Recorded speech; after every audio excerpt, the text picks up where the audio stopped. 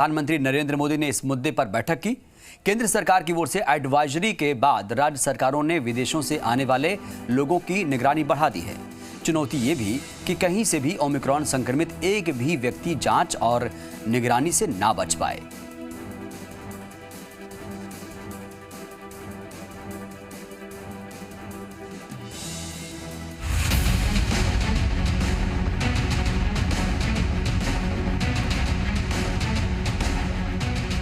देश में कोरोना की दूसरी लहर अभी ठीक से थमी नहीं है कि एक नई मुसीबत ने पूरी दुनिया को हिला कर रख दिया है।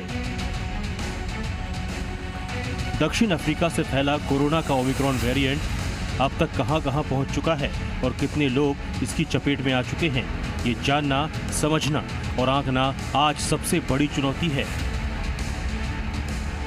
लेकिन ओमिक्रॉन से लड़ाई के लिए इंडिया तैयार हो गया है।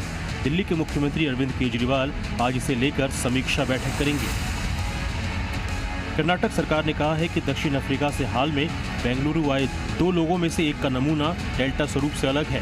कर्नाटक सरकार आईसीएमआर और केंद्र सरकार के अधिकारियों के संपर्क में है। नए खतरे को लेकर पंजाब सरकार ने अलर्ट जारी कर दिया है। इसके तहत 11 देशों से आने वाले यात्रियों की निगरानी शुरू की गई है। महाराष्ट्र सरकार तकरीबन 1000 लोगों की तलाश में जुटी है, जो पिछले 10 दिनों में दक्षिण अफ्रीका से मुंबई लौटे हैं। महाराष्ट्र के डोंबिवली में जो कोरोना संक्रमित व्यक्ति दक्षिण अफ्रीका से लौटा है, उसकी रिपोर्ट 1 हफ्ते में आएगी। 11 देशों से पंजाब लौटकर आने वाले यात्रियों को टेस्ट रिपोर्ट नेगेटिव आने पर भी 7 दिन क्वारंटीन रहना होगा। चंडीगढ़ में एक मकान को कंटामिनेटेड जोन बनाया गया है। इस परिवार के सभी सदस्य कोरोना पॉजिटिव पाए गए हैं। चिंता की बात यह है कि इस परिवार का एक सदस्य पिछले हफ्ते साउथ अफ्रीका से चंडीगढ़ पहुंचा था। उत्तर प्रदेश में बाहर से आए यात्रियों का RT-PCR टेस्ट अनिवार्य कर दिया गया है। मथुरा में 3 दिनों में 4 विदेशी कोरोना पॉजिटिव मिले हैं। ये लोग जहां ठहरे थे, उस बिल्डिंग को कंटेनमेंट जोन घोषित कर दिया गया है। उत्तराखंड में कोरोना के बढ़ते मामलों के बीच सीएम पुष्कर सिंह धामी ने कोविड-19 की समीक्षा की। गोवा में भी हालात की समीक्षा बैठक की जा चुकी है। कोरोना के खिलाफ लड़ाई कर रही एजेंसियों के लिए राहत की बात यही है कि अभी तक भारत में कोरोना वायरस के नए ओमिक्रॉन वेरिएंट का कोई केस नहीं मिला है। लेकिन मुश्किल यह है कि एट्रिक्स देशों से पता नहीं कितने लोग भारत के किस किस राज्य में घूम रहे हैं और इनमें से कितने ओमिक्रॉन से संक्रमित हैं। ब्यूरो रिपोर्ट, जी मीडिया। विश्व स्वास्थ्य संगठन ने एक बार फिर से ओमिक्रॉन के प्रति दुनिया को सचेत किया। WHO के अध्यक्ष ने कहा कि दुनिया को एक बार फिर से एकजुट होने की जरूरत है।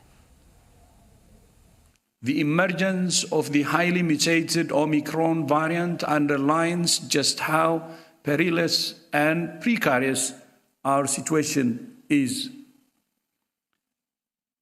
South Africa and Botswana should be thanked for detecting, sequencing, and reporting this variant, not penalized. Indeed, Omicron demonstrates just why the world needs a new accord on pandemics. Our current system disincentivizes countries from alerting others to threats that will inevitably land on their shores.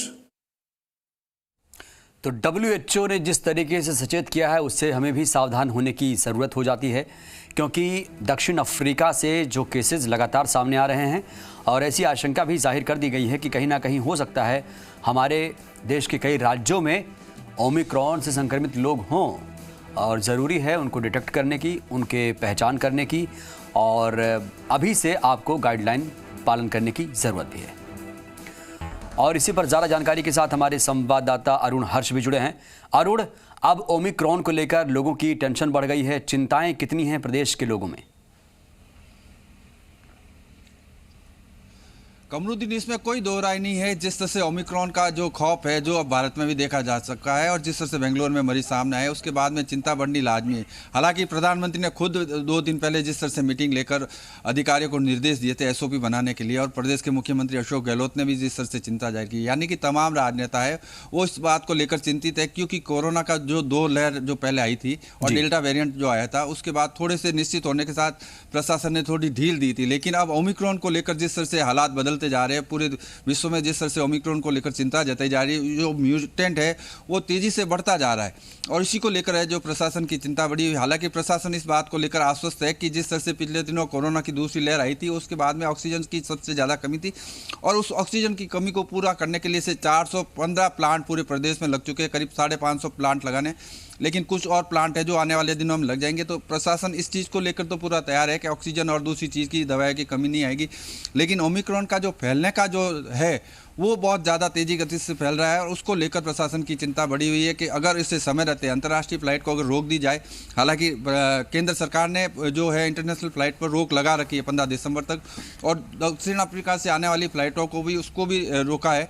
तो कह सकते हैं प्रशासन ने एहतियात कदम उठाने शुरू कर दिए, लेकिन लोगों में इस बात को लेकर काफ़ी चिंता देखी जा सकती है कि ओमिक्रॉन का अगर खौफ जोधपुर और प्रदेश में जिस तरह से अगर फैल गया तो वाकई ये भयानक रूप ले लेगा और पिछले 2 लहर में जो जिस तरह से लोगों को नुकसान हुआ था उससे ज़्यादा नुकसान कहीं नहीं हो जाए, उसको लेकर लोगों में चिंता देखी जा रही है। कमरुद्दीन। अरुण, अब चिंता के साथ साथ हमें सावधान होने की भी ज़रूरत है। हमने देखा कि जो लहर आई थी, दूसरी लहर आई थी, हमने देखा कि अब इस बीच लोगों ने काफ़ी लापरवाहियां बरती हैं और लोग उस तरह से जो अपनी लाइफस्टाइल से उसको बदलना शुरू कर दिया है। तो क्या अब लोग जो संशोधित गाइडलाइन है उसका बखूबी पालन करते हुए दिख रहे हैं प्रदेश में? नहीं कमरुद्दीन, इस बात में मैं फिर कहूँगा लोग अभी भी लापरवाह नजर आ रहे हैं। जिस तरह से शादी ब्याह को लेकर प्रशासन ने छूट दी थी और उस कोरोना गाइडलाइन की धज्जा उड़ती दिखाई दे रही है। पहले डेल्टा वेरिएंट तक का ही लोगों को मालूम था कि कोरोना के बाद में डेल्टा वेरिएंट है जो लोगों को इफेक्ट कर रहा है, लेकिन अब ओमिक्रॉन इतना जो खतरनाक वायरस है जो जिस गति से फैल रहा है उसको लेकर लोगों को अब अवेयर होने की आवश्यकता है। चाहे शादी ब्याह की बात करें, चाहे बाजारों में भीड़ भाड़ की बात करें, चाहे मास्क लगाने की बात करें, लोग अभी इतने लापरवाह हो चुके हैं कि प्रशासन को और सरकार को चाहिए कि उसको लेकर पाबंदी बढ़ाई जाए।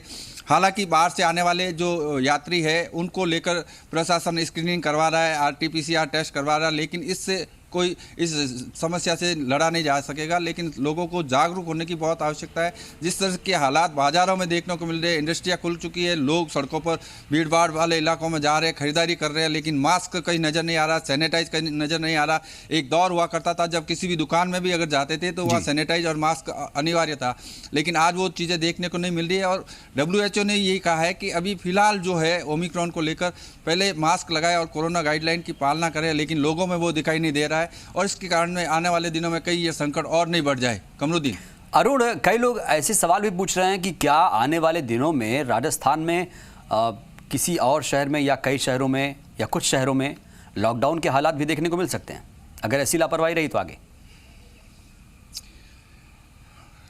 बिल्कुल कमरुद्दीन, अगर लोग लापरवाह रहेंगे तो प्रशासन के पास इसके अलावा और कोई चारा नहीं लगेगा कि लॉकडाउन लगाए। हालांकि रात्रिकालीन कर्फ्यू जोधपुर में अभी भी लगा हुआ है, लेकिन रात्रिकालीन कर्फ्यू की पालना पूरे ढंग से नहीं होती है और यही कारण है कि लोग जो लापरवाह होते जा रहे हैं। भले रात्रिकालीन कर्फ्यू की बात की जा रही हो, लेकिन अभी उसमें भी प्रशासन भी ढीला है और लोग भी ढीले हैं और ये लापरवाही जो लोगों की और प्रशासन की भारी पड़ सकती है। तो कोई इसमें बड़ी बात नहीं है कि आने वाले दिनों में लोगों की लापरवाही को लेकर सरकार को सख्त कदम उठाना पड़ेगा, लेकिन सरकार को सख्त कदम उठाने से पहले लोगों को जागरूक होना पड़ेगा कमरुद्दीन कि लोग पहले कोरोना गाइडलाइन की पालना जिस तरह से करते थे उसी तरह से पालना करें, नहीं तो आने वाले दिनों में लॉकडाउन और कर्फ्यू जैसे हालात भी बन सकते हैं। क्योंकि ओमिक्रॉन को रोकना अभी कोई इसका इलाज नहीं मिला है कोरोना का, और जिस तरह से बूस्टर डोज लगाने की बात की जा रही है, WHO ने चिंता जाहिर की है, तो लोगों को जागरूक होना पड़ेगा और कोरोना गाइडलाइन की जो है पालना उसकी जरूर करनी पड़ेगी, नहीं तो यही हालत देखने बिल्कुल अरुण।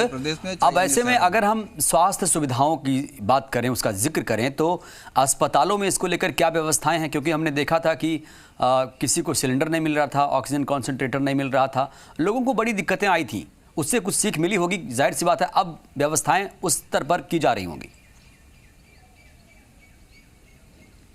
बिल्कुल बिल्कुल कमरुद्दीन, इसमें कोई दो राय नहीं है। 2 दिन पहले मुख्यमंत्री ने जिस तरह से स्वास्थ्य विभाग के अधिकारियों के साथ VC करके चर्चा की थी और जानकारी ली थी, उसमें यह बताया गया था कि करीब 500 से ज़्यादा ऑक्सीजन जो है प्लांट लगाने थे, उसमें से 415 लग चुके हैं और बाकी के जो बचे हुए हैं वो भी जल्दी लग जाएंगे, वो करीब करीब पूरे होने के हैं। तो यानी कि कह सकते हैं स्वास्थ्य सेवाओं में जो राज्य सरकार ने जिस तरह के कदम उठाए थे दूसरी लहर के बाद, जिस तरह के हालात बने थे ऑक्सीजन को लेकर और बेड को लेकर, उसमें काफ़ी सुधार किया गया। बात करें अगर जोधपुर में भी एक जो है महात्मा गांधी गांधी का जो आउटडोर बनाया गया है, कोरोना वार्ड बनाया गया है, 250 बेड उसमें बढ़ाया गया है। एमडीएम की बात करें तो इसी तरह से प्रदेश के अन्य अस्पतालों में भी जो ग्रामीण क्षेत्रों की है स्वास्थ्य डिस्पेंसरी या हॉस्पिटल है, वहाँ पर ही इस तरह की व्यवस्था की है। तो कह सकते हैं उस चीज़ को स्वास्थ्य विभाग लेकर पूरा आश्वस्त है कि अगर बाई दी वे अगर आ जाता है ओमिक्रॉन और जिस तरह से हालात अगर बिगड़ते हैं तो गाँव से शहर में नहीं आना पड़े, जिसके लिए सरकार ने और प्रशासन ने अपनी तरह से व्यवस्थाएं पूरी कर रखी है। लेकिन लोगों को, कमरुद्दीन विशेष तौर से जी मीडिया लोगों से अपील करता है कि आप कोरोना गाइडलाइन की पालना करें, मास्क लगा कर रहे, सैनिटाइज का इस्तेमाल करें और 2 गज की दूरी है वो अवश्य बना कर रखें, नहीं तो आने वाले दिनों में हालात और भी खराब हो सकते हैं। जिस तरह से 2 लहर हमने देखी है, जिस तरह से प्रदेश पूरा बंद हो चुका था, देश बंद हो चुका था, विश्व पूरा। बिल्कुल अरुण, आपने सही कहा कि वैसे हालात ना पैदा हों और उससे पहले ही हम तैयार हो जाएं उसकी लड़ाई के लिए, उसको शिकस्त देने के लिए। शुक्रिया आपका।